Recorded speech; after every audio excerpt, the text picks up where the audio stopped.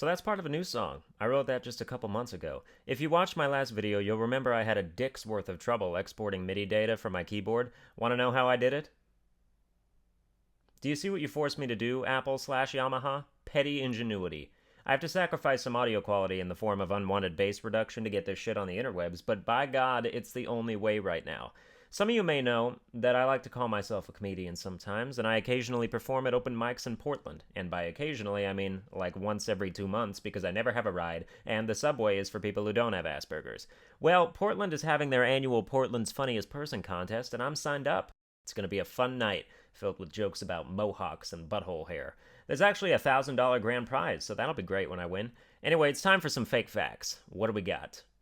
Question 1 comes to us from Who Cares 94, who writes, "Can you tell us one of the jokes you plan to do for the contest? I live in India, so I can't really make a 16-hour flight to watch you do no more than 6 minutes of stand-up, especially when you failed to verify the date and time of this event."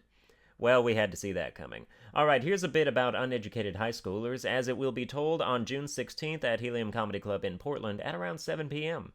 Remember the people in your high school who never learned how to read? They get called on to read a paragraph of a book or something, and you would groan loudly knowing you'd just been transported back to first grade. And it would happen every day during my English class because half the student body was illiterate, and that's not even counting the Mexicans. And that's not a mean joke. English is their second language. They're not supposed to be that good at it, but there's no excuse for a white kid who grew up in the suburbs to not know how to read.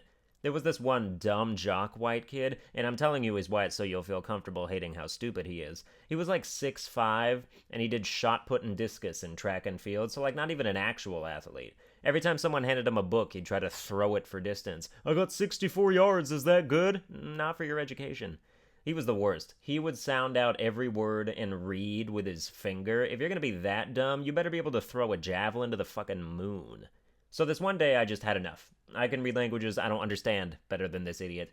He was stumbling through a passage in a book, and I just called out, "You know English doesn't count as a foreign language credit, right?"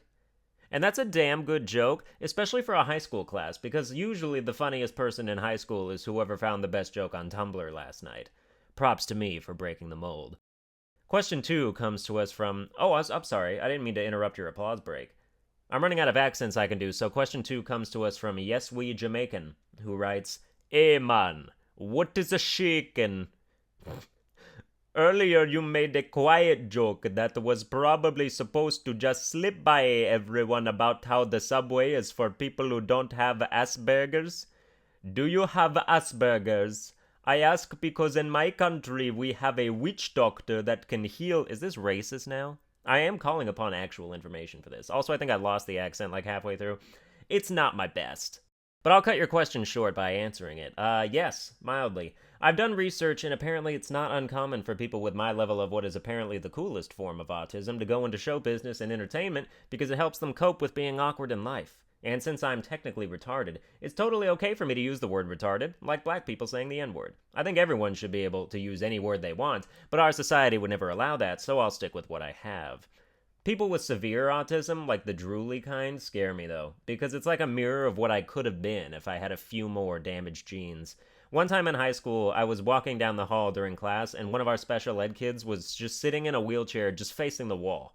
I always refer to them as livestock because they're always being herded around by their teachers. So this one's shepherd had abandoned it to do something else, I guess. So he's just staring at the wall because he can't move.